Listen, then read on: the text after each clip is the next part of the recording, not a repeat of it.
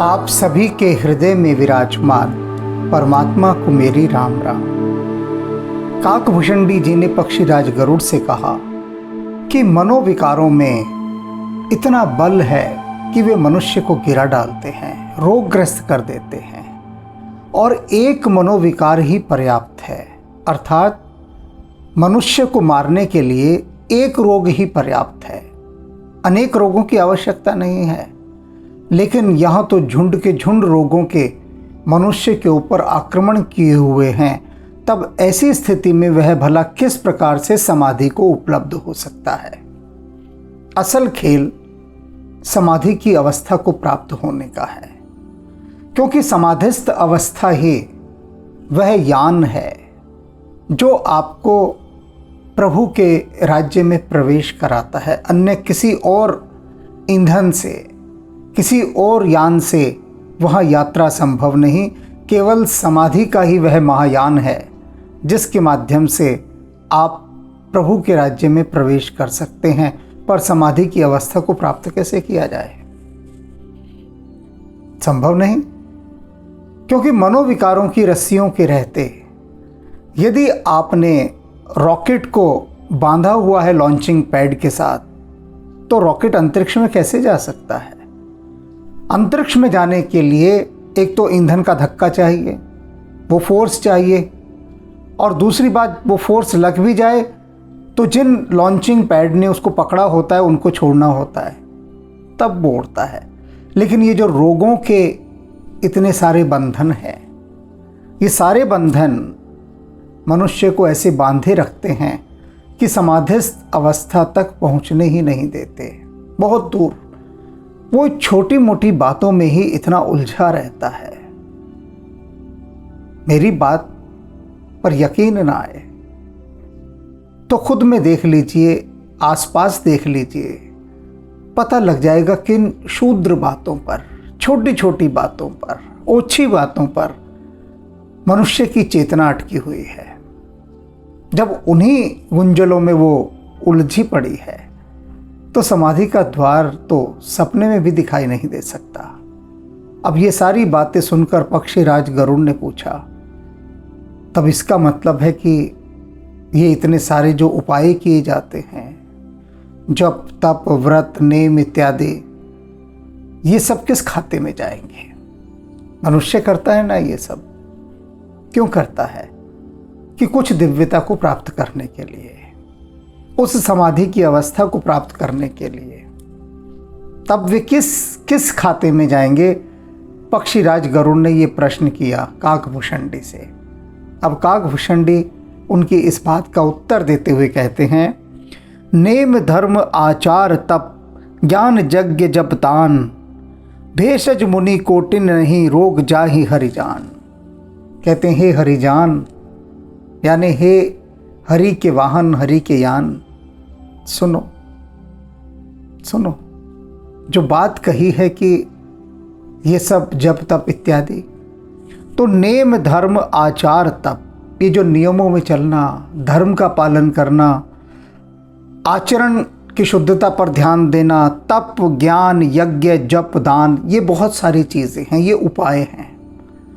ये उपाय किस लिए किए जाते हैं? मन के शुद्धिकरण के लिए। इनको समझ लीजिए मेडिसिन, दवाइयाँ, औषधि।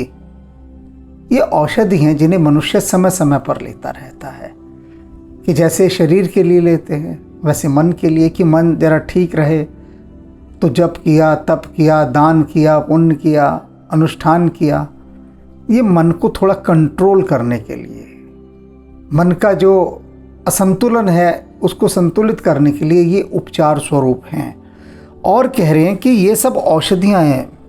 भेषज मुनि कोटिन कहते हैं, और ये एक नहीं, इस तरह की करोड़ों औषधियाँ हैं, करोड़ों, जो मन पर काम करने के लिए बनाई गई हैं, कि भाई इन विधियों का इस्तेमाल करोगे तो मन थोड़ा ठीक रहेगा। करोड़ों औषधियाँ हैं। केवल यही नहीं, उनसे भी ना ही रोग जाहि हरिजान।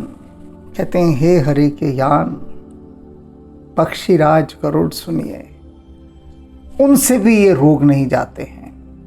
ये करोड़ों प्रकार की औषधियों का, उपायों का, जतनों का मनुष्य इस्तेमाल करता है, लेकिन इसके बाद भी ये रोग नहीं जाते। ये जो मनोरोग हैं, मन की जो बीमारियां हैं, तन की जो बीमारियां हैं, नहीं जाती, लगी ही रहती हैं उसके साथ।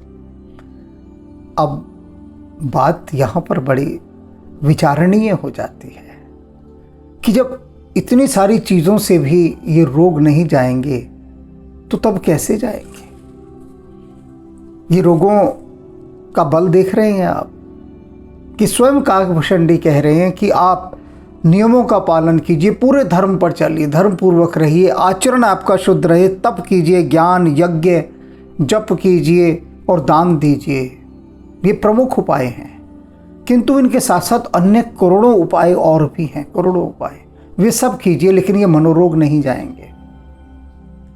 जिन्होंने पिछले एपिसोड देखे हैं उनमें पक्षीराज गरुड़ ने बताया कि ज्ञान का दिया कैसे जले। कितना सुंदर लगता है ये शब्द सुनने में कि मन में ज्ञान का दिया जल जाए तो प्रकाश ही प्रकाश हो जाए। कितना एक मेलोड्रामेटिकल इफेक्ट के साथ ये डायलॉग लगता है, कितना प्रभावशाली डायलॉग लगता है ये। ज्ञान का दिया, जिसे देखो वही बात कर रहा है, ज्ञान का दिया जल जाए तो फिर कोई फिक्र नहीं रहती। असली फिक्र तो तभी शुरू होती है जब ज्ञान का दिया जल जाता है, क्योंकि तब सारी जद्दोजहद शुरू होती है उस ज्ञान के दिए को बचाने की कि वो बुझ ना जाए, क्योंकि उसको बुझाने के लिए चारों तरफ से हवाएं चलती हैं। फिर दिया जल तो जाए, और जल कैसे जाए? मैंने बताया ना, जिन्होंने पिछले एपिसोड देखे, ऐसे अनेक साधकों से मैंने 10 साधक चुने जो बहुत अच्छी साधना में इन दिनों हैं। मैंने उन 10 साधकों से एक प्रश्न किया, बहुत ध्यान से सुनिएगा ये बात। साधक हैं, ज्ञान मार्ग के हैं। मैंने उनसे कहा, पिछले दिनों काकभूषणी जी ने जो ज्ञान का दिया जलाने के उपाय बताए कि किस प्रकार से ज्ञान का दिया जलेगा, क्या आप सभी लोग ज्ञान का दिया जलाना चाहेंगे? उन्होंने सभी ने हाथ जोड़कर कहा कि जी नहीं, बिल्कुल नहीं जलाना चाहेंगे ज्ञान का दिया, क्योंकि पक्षीराज गरुड़ ने जो विधियां बताई कि ज्ञान का दिया किस प्रकार जलता है, उसके लिए अनिवार्य तत्व कौन कौन से हैं, कौन कौन सी साधनाएं हैं जिनको किए बिना ज्ञान का दिया जल ही नहीं सकता। ये जोड़े हाथ हमारे बस के नहीं है, ज्ञान की साधना हम नहीं कर सकते। 10 के 10 ने मना कर दिया, 10 के 10 ने।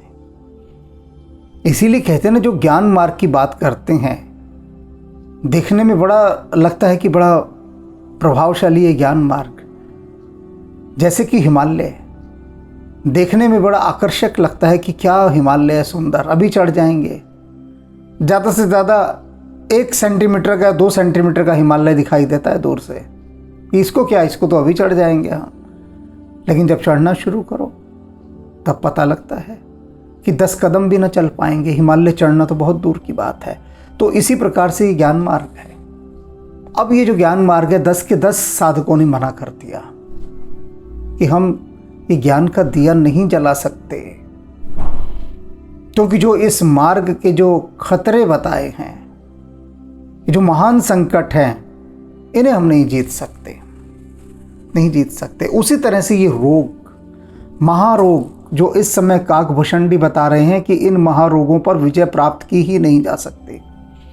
कितनी औषधियाँ ले लो, कितने गंगा स्नान कराओ, कितनी जमुना जी नहाओ, कितनी नर्मदा में डुबकी लगा लो, जप तप ज्ञान सब कुछ कर लो, फिर भी इन मन की बीमारियों से आप पार नहीं पा सकते।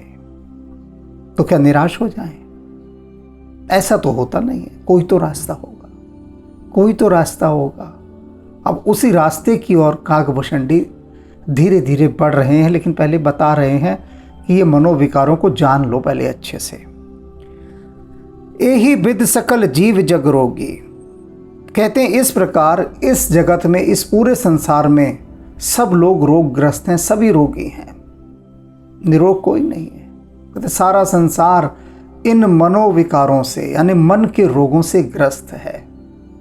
अलग अलग प्रकार के रोग हैं, करोड़ों रोग हैं, एक रोग नहीं है। और एक ही रोग काफ़ी है, रोग एक नहीं है, करोड़ों हैं, लेकिन लगने को एक रोग ही काफ़ी है, एक ही अपना काम कर देता है। तो कहते हैं कि सारा संसार, सारे जीव इससे ग्रस्त हैं। शोक हर्ष भय प्रीति वियोगी। और क्या है इन रोग के कारण? शोक, हर्ष, भय, प्रीति और वियोग ये जन्म लेते हैं, और ये जन्म लेते ही मनुष्य को दुखों के गर्त में धकेल देते हैं, दुखों की दलदल में धांस देते हैं। इनका परिणाम ऐसा है। मानस रोग कछुक में गाय। कह रहे हैं पक्षीराज, ये जो मन के रोग हैं, कछुक गाए, मैंने तो कुछ गाए हैं, कुछ गाए हैं। गाना माने कहना। लोग कहते हैं ना, ये तो अपना अपना राग गाता जा रहा है। इसका मतलब क्या? कि अपनी ही बात कहता जा रहा है, बात को कहना। तो यहाँ पर काकभूषण जी कह रहे हैं कि जो मैंने अभी इतने सारे रोग बताए हैं, मैंने तो भैया कुछ ही गाए हैं, कुछ गाए हैं। ये तो करोड़ों हैं, मैंने तो कुछ गाए हैं। मानस रोग कछुक में गाए, हाई सबके लख बिरले ही पाए। हैं ये सबको, सभी को हैं, कोई भी इनसे अछूता नहीं है, लेकिन विरले लोग हैं जो इन रोगों को जान पाते हैं। अब यहाँ से समझने वाली बात शुरू होती है जो रोगों से बचा सकती है। यहाँ से, बिल्कुल यहाँ से शुरू होती है तो ये सबको, परंतु लख बिरले ही पाए। विरले ही इन्हें देख पाते हैं, इन रोगों को, बाकी लोग नहीं देख पाते। रोगग्रस्त होना और उस रोग को जान पाना दो भिन्न बातें, इसे समझिए। मनुष्य बीमार होता है, अब उसे ये पता लग जाता है कि वो बीमार है, और कई बार तो यह भी पता नहीं लगता कि वह बीमार है। अब बीमार है, लेकिन किस बीमारी से बीमार है, वो रोग क्या है, इसे जानने के लिए वो चिकित्सक के पास जाता है। डॉक्टर क्या करता है? अगर आप बीमार होते हैं, उनके पास जाते हैं, तो डॉक्टर बताता है ये रोग है आपको, क्योंकि वो रोगों को देख पाता है।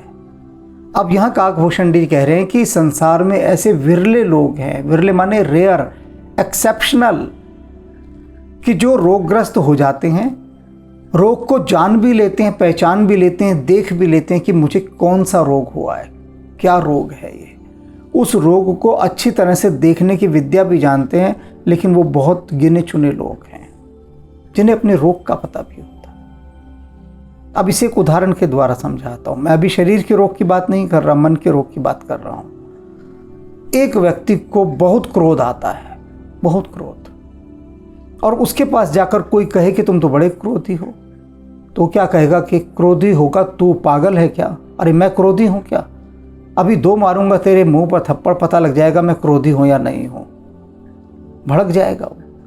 क्रोधी को क्रोधी कहोगे, क्रोध से भड़क जाएगा, भयंकर भड़क जाएगा, और ऐसा भड़क जाएगा कि लड़ने मरने पर उतारू हो जाएगा, और साथ साथ यह भी कहता जाएगा कि मैं तो क्रोधी हो ही नहीं, मैं तो हूं ही नहीं क्रोधी। किसी ने कहा कि वह व्यक्ति बड़े अपशब्दों का उपयोग करता है जब बात करता है, तो उसके मित्र ने उससे जाकर कहा कि भाई तेरे बारे में सुनने को आ रहा है कि कोई कहता है कि तू बिना गाली दिए बात नहीं करता। तो उसके मित्र ने पहले तो एक गाली दी, और गाली देने के बाद कहा कि उसको बुलाओ, कौन कहता है कि मैं बिना गाली दिए बात नहीं करता, बुलाओ उसे, मेरे सामने करो। गाली देकर बात कर रहा है और कह रहा है मैं तो गाली देता ही नहीं। कितने लोग हैं, मैं देखता हूं, प्रतिदिन देखता हूं, चल रहे हैं, बात कर रहे हैं, एक वाक्य होगा और उस एक वाक्य में 3-4 गालियां देंगे वे, एक वाक्य के अंदर। सामान्य बातचीत कर रहे हैं फोन पर दूसरे के साथ, लेकिन बातचीत के भीतर, चलती बातचीत के भीतर। मैं एक परिवार में किसी से मिलने गया था, तो वो फ्लोर सिस्टम में रहते थे। जब फ्लोर की सीढ़ियां उतर रहे थे टॉप फ्लोर से नीचे, तो एक घर के बाहर बहुत शोर आता दिखाई दिया। मैं ठहर गया एक क्षण को, वो जो उतर रहे थे पीछे पीछे वो भी ठहर गए। तो अंदर से गालियां देने की आवाज़ें आ रही थी, भयंकर गालियां, और ऊंची ऊंची आवाज में। तो मैंने उनसे पूछा जिनके घर में गया था कि ये माजरा क्या है। वो बोले कोई नहीं, सहज बात है, इस घर में माँ बेटा बहू बहन सब रहते हैं और सब एक दूसरे को ऐसी गालियां देकर बात करते हैं। बुरा परिवार, और कोई किसी की गाली का बुरा नहीं मानता, सहज है ये उनके लिए गाली देना। और ऐसी ऐसी गालियां कि जिन्हें मैं सुन नहीं सकता, सुनने में भी बड़ा कष्ट होता है, उन्हें वो परिवार के भीतर दे रहे होते हैं। एक सहज अंग। अब वो बीमार है भयंकर रूप से, भयंकर रूप से, कि जिस जीव से वो परमात्मा का भी नाम लेते हैं, पूजा पाठ भी करते हैं खूब और गालियां भी देते हैं खूब, तो उसी जीव से वो गालियां भी दे रहे हैं। और ऐसी दे रहे हैं कि किसी को पता ही नहीं उस घर में कि हम गालियां भी देते हैं। तो सामान्य बातचीत का हिस्सा। और मेरी इस बात से सभी सहमत होंगे। आप देखिए, पुरुषों में ये रोग अधिक है, बहुत अधिक है, कि बिना कोई बात नहीं, कुछ नहीं, सामान्य बातचीत कर रहे हैं फोन पर या वैसे एक दूसरे के साथ, और गालियां बीच में वाक्यों की इतनी सारी। क्यों? क्योंकि रोग इतना भयंकर है, इतना भयंकर है, इतनी गहराई के साथ हावी हुआ पड़ा है जीवात्मा पर कि जीवात्मा को यह भी पता नहीं लगने देना चाहता कि उसको रोग है भी, पता ही नहीं। अब जो धूम्रपान कर रहे हैं उन्हें देखो, धड़ाधड़ धक धक धक धक धुएं फेंके जा रहे हैं, फेंके जा रहे हैं, उन्हें पता ही नहीं कि वो रोगग्रस्त हैं। पूछो तुम्हारी उपलब्धि क्या हुई इससे, जो इतना धुआं तुमने भीतर लिया, अपना जहर और धुएं का जहर दोनों मिलाकर बाहर धरती को दिया, शुद्ध हवा को जहरीला किया। उन्हें समझ ही नहीं धूम्रपान करने वालों को कि वे, उनसे पूछो तुम्हारी उपलब्धि क्या है। एक ही उपलब्धि है कि शुद्ध हवा को कैसे जहर से घोला जाए। तो जितने भी धूम्रपान करने वाले हैं वे धरती को गंदा करने में, जहरीला करने में अपना योगदान दे रहे हैं। यही योगदान है उनका कि किस तरह से हम धरती को कलुषित करें, उसकी पवित्र और शुद्ध वायु को किस तरह से हम जहरीला करें। यही धूम्रपान करने वालों का एकमात्र ध्येय है, उद्देश्य है, योगदान है। अब उनसे कह के देखो जरा, भड़क जाएंगे, लड़ने मरने पर उतारू हो जाएंगे। इसे कहते हैं काकभूषणी कि रोग इस कदर हावी होता है कि पता ही नहीं लगने देता, और रोग हावी होकर खुद ही बुरा मानने लगता है। फिर अगर कुछ कहो तो वो व्यक्ति तो है ही नहीं बीच में, क्योंकि उसको तो गालियों ने, धूम्रपान ने, क्रोध ने, इत्यादि बीमारियों ने इस कदर दबोच रखा है कि उसका तो दम घोंट रखा है, वो तो बोल ही नहीं सकता। जो भी कुछ जवाब देता है वो क्रोध देता है, धूम्रपान वाला मन देता है या गालियों वाला मन देता है। तो उन्हें बीमारी का ही नहीं पता। लेकिन ऐसे विरले लोग होते हैं जिनको बीमारी का भी पता होता है, और उसका लाभ क्या होता है यदि आपको अपनी बीमारी पता है तो ये जान लीजिए। जाने ते छीज ही कछु पापी, कहते यदि आपने रोग को जान लिया तो ये पापी रोग अपनी क्षमता कम कर देता है, प्रहारक क्षमता। नाश न पाव ही जन परितापी, यह क्षीण अवश्य हो जाता है लेकिन इसका नाश नहीं होता। कि यदि आपने रोग को जान लिया, काकभूषणी कह रहे हैं, जानते ही उस रोग की प्रहारक क्षमता, मारक क्षमता एकदम से कम हो जाती है। यानी अगर रोग आपके ऊपर 100% अटैक कर रहा है, 100% होकर, और आपने उस रोग को जान लिया, देख लिया, तो जानते ही, पहचानते ही वो रोग 90% उसकी एनर्जी डिस्ट्रॉय हो जाती है, डिसॉल्व हो जाती है। ये दोनों प्रकार के रोगों में काम करता है, शरीर के भी और मन के भी। इसे उदाहरण के द्वारा समझाऊंगा मैं अभी, और तब ये बात समझ में आएगी। ऐसे नहीं आएगी कि रोग को जान लेना क्या होता है। पहले इसको एक सांसारिक उदाहरण के द्वारा समझिए कि आपके घर में एक घर है आपका बहुत अच्छा, ये शरीरी घर है। आपके घर में कोई चोर चोरी करने आया, या बागीचे में कोई फलों का बाग है, अब उसमें कोई चोर चोरी करने आया, अब वो घुस गया अंदर। अब ये चोर क्या है, इसे रोग समझिए। चोर और रोग दोनों एक ही हैं। अब वो आया चोरी करने, लेकिन उस पर आपकी नजर पड़ गई। चोर ने भी देख लिया आपको, आपने भी चोर को देख लिया, तो चोर वहां से फौरन निकल जाएगा पतली गली से, तत्काल भाग खड़ा होगा। चोर की एक विशेषता होती है कि चोर को यदि कोई देख ले और चोर को पता लग जाए कि उसने उसे देख लिया है, तो फिर चोर वहां रुकता नहीं है, भाग लेगा। अगर आपने पकड़ भी लिया उस चोर को जाके कि क्या कर रहा था भैया, इस बाग में हमारे क्यों घुसा, वो कहेगा जी मैं तो गलती से घुस गया, मैं तो मुसाफिर हूँ, मैं तो निकल रहा था, राम राम मैं जा रहा हूँ। निकल लेगा पतली गली से बिना कोई नुकसान पहुँचाए, एकदम से चला जाएगा। तो चोर और रोग जानते ही, अब आप जान रहे हैं ना इस बात को, खेतों के अंदर भी लोग वो क्यों खड़ा करते हैं एक नकली पुतला, कि चोर उसको देखकर ये समझ ले कि कोई खेत में है तो फौरन चला जाता है, वहां से डाइवर्ट हो जाता है। यही बातें कह रहे हैं, जाने ते चीजें कछु पापी। ये जो पापी महारोग हैं, यदि कोई इनको जान ले तो फौरन ही ये क्षीण हो जाते हैं, कमजोर पड़ जाते हैं। यही तो चोर की खासियत है। चोर कब तक बलवान है? जब तक कोई उसे देख नहीं लेता। और जैसे ही कोई चोर को देख ले और चोर ये जान जाए कि हाँ इसने मुझे देख लिया, जैसे ही कोई अपने क्रोध को देख ले और क्रोध को भी ये बात समझ में आ जाए कि भैया इसने मुझे देख लिया है, तो क्रोध फिर हावी नहीं हो सकता। क्रोध एक चोर के समान है, वो तत्काल वहां से निकल जाएगा। क्रोध को देखना भी तो आए, अपनी गालियों को देखना भी तो आए, ये अपनी जो बुरी आदतें हैं, गुटखा तंबाकू खाना, सिगरेट पीना, इनको देखना भी तो आए। देखना आएगा तो वो तत्काल छूट जाएंगे, क्योंकि चोर तत्काल भाग जाएगा। इसे कहते हैं देखना। ऐसे ही शरीर का रोग, शरीर के आपके कोई रोग है तो उस रोग को यदि आपने देखना शुरू कर दिया और देखने के बाद उस रोग से कहा कि देख मैं तुझे सब देख रहा हूं, मेरी नजर है तुझके ऊपर, अच्छे से देख रहा हूं मैं कि तू क्या क्या कर रहा है, तू कर अपना काम, मैं देख रहा हूं, और देख मैं तेरे को कैसा मजा चखाऊंगा। अब रोग इतनी सी बात को सुन के ही घबरा जाएगा, क्योंकि रोग किससे शक्ति पाता है? मन से। वो देखेगा मन की शक्ति तो उसे मिल ही नहीं रही, मन की शक्ति तो आपके विवेक के साथ जुड़ गई है, तो रोग की जो प्रहारक क्षमता है, मारक क्षमता है, वो कम हो जाएगी। वो कह रहे हैं नाश नहीं होगा उसका, आगे कह रहे हैं नाश न पाऊं ही जन परितापी। ये जो जनों को, मनुष्यों को परितापी, दुख देने वाला, संताप देने वाला ये जो रोग है, रोग का नाश नहीं होगा, लेकिन इसकी प्रारक क्षमता, मारक क्षमता वो कम हो जाएगी, कमजोर हो जाएगा ये।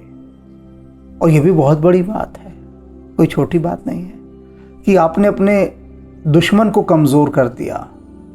यही तो सबसे बड़ी बात है, उसके बाद वो आपका नुकसान नहीं पहुंचा सकता।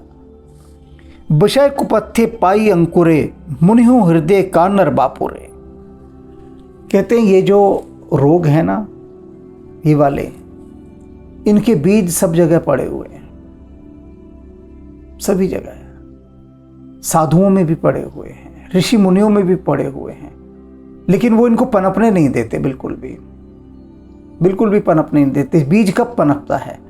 जब उसे पानी मिलता है, नमी पाते ही वो पनप जाता है। तो वो विषय वासनाओं की नमी इनको लगने ही नहीं देते ऋषि मुनि, लेकिन कभी भूल चूक से विषय कुपथ्य है, ये विषय वासनाओं का दूषित भोजन यदि उनके भीतर चला जाए, विषय वासनाओं का, तो ये बीज वहां अंकुरित हो जाते हैं फौरन। कई बार सुना होगा ना कि लोग कहते हैं कि अरे कल हमने कुछ बाजार का ऐसा गंदा खा लिया कि फूड पॉइजन हो गया और उसकी वजह से हम बीमार हो गए। ये फूड पॉइजन, इसको कहते हैं विषय कुपथ्य। यानी अब ये विषय वासनाओं का जो बुरा भोजन है, ये जो बुरा भोजन है विषय वासनाओं का, इनको पाकर ऋषि मुनियों के हृदय में भी ये बीज पनप जाते हैं। वो इसीलिए तो इन विषय वासनाओं के भोजन से दूर रहते हैं। ये सारे विचार, दूषित बातों से यदि अपने मन को दूर रखेंगे, दूषित विचार, यही वो पानी है, यही वो नमी है जो भीतर इन रोगों को पनपने में सहयोग करते हैं। अब दूषित विचारों को आने ना दें, ये कभी पनपेंगे ही नहीं। है पड़े रहें, क्या दिक्कत है, पड़े रहो। तुम उग तो नहीं रहे ना, पड़े ही हो ना, बीज है, पड़े हैं तो पड़े हैं, लेकिन उनको अंकुरित मत होने दो। और वो यही एक सबसे बड़ा उपाय है, क्या? दूषित विचारों से अपने को दूर रखना। और दूषित विचार किसी भी प्रकार के हो सकते हैं, किसी भी प्रकार के, किसी को धोखा देने, किसी को चोरी करने, किसी को सताने, किसी का हक मारना, ये सब दूषित विचार हैं, ये सब दूषित विचार। तो इन दूषित विचारों के न होने पर ये बीज पनपते नहीं हैं, अन्यथा ये मुनियों में भी पनप जाते हैं। तो मुनि हृदय कानर बापुरो, और जब ये मुनियों के हृदय में पनप जाते हैं तो कानर बापुरो, ये जो बेचारे साधारण से मनुष्य हैं, साधारण से मनुष्य, इन बेचारों का क्या कहें, इनको बेचारे ही कहा है। और ये सच में बेचारे हैं, जो बिल्कुल धरती पर कीड़े के समान रेंग रहे हैं मनुष्य, वो बेचारे ही तो हैं। देखा नहीं आपने, एक एक पैसे के पीछे, एक एक रुपए के पीछे एक मित्र दूसरे मित्र को मार डालता है। मैंने कई बार पढ़ा समाचार पत्रों में, 2 रुपए के पीछे उसने उसको मार डाला। मित्र ने 2 रुपए उधार लिए थे। 2 रुपए की बात मैं तब की बता रहा हूं, आज से कोई 40 साल पहले की। अब तो 20 साल से तो मैंने ना कोई अखबार पढ़ा, ना कोई टेलीविजन में कोई न्यूज़ चैनल देखा। ये तब की बात बता रहा हूँ।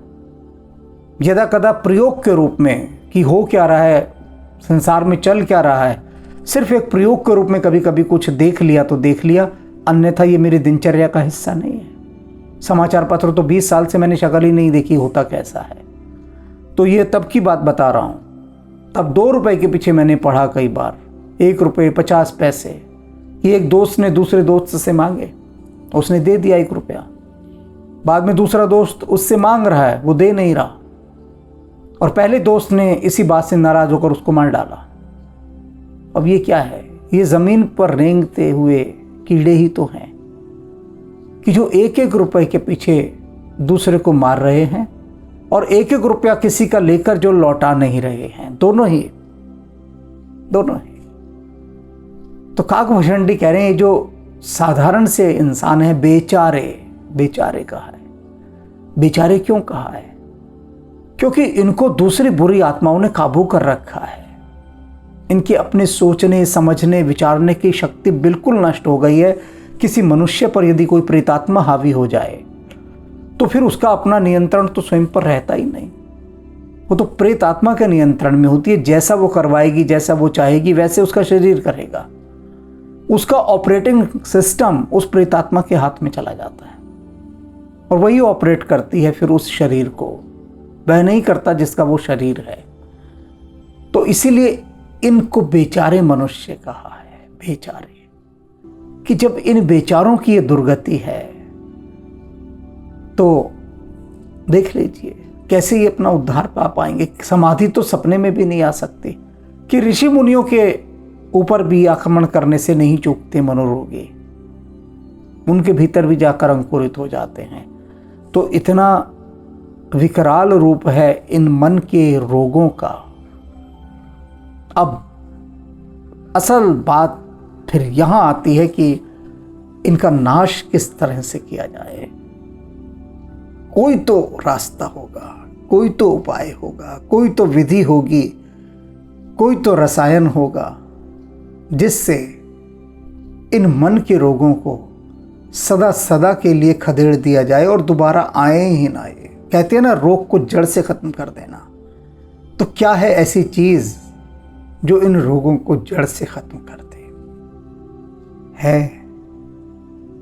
है, बिल्कुल है।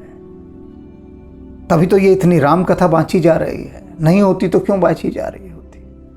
अगर कोई औषधि ना होती तो काकभूषणी क्यों इतना गाना गा रहे होते? कह रहे ना, मैंने इतने गीत गाए, करोड़ों रोगों के बारे में बताया। क्यों? ये बताने के लिए कि औषधि है। तो अब इस औषधि को हम कल जानेंगे, क्योंकि आज जितना जाना है उतने जाने को जानने के लिए हमें थोड़ा ठहरना होगा और ये जानने की विद्या जाननी होगी। बताया ना इसमें कि यदि आप जान जाएं चोर को तो फिर चोर प्रभावी नहीं होता, आप जान जाएं रोग को तो फिर रोग प्रभावी नहीं होता। तो आज जो जानने का, जो जागरण का ये जो प्रसंग चला है, इसे आप धैर्यपूर्वक अच्छी तरह से पीजिए और प्रयोग कीजिए। इसके सफलतम प्रयोग है अगर करेंगे तो। और प्रयोग के बाद फिर कल जो है काकभूषणी जी बताएंगे वह परमौषध कि जिससे इन मनोरोगों का नाश होता है। राम राम।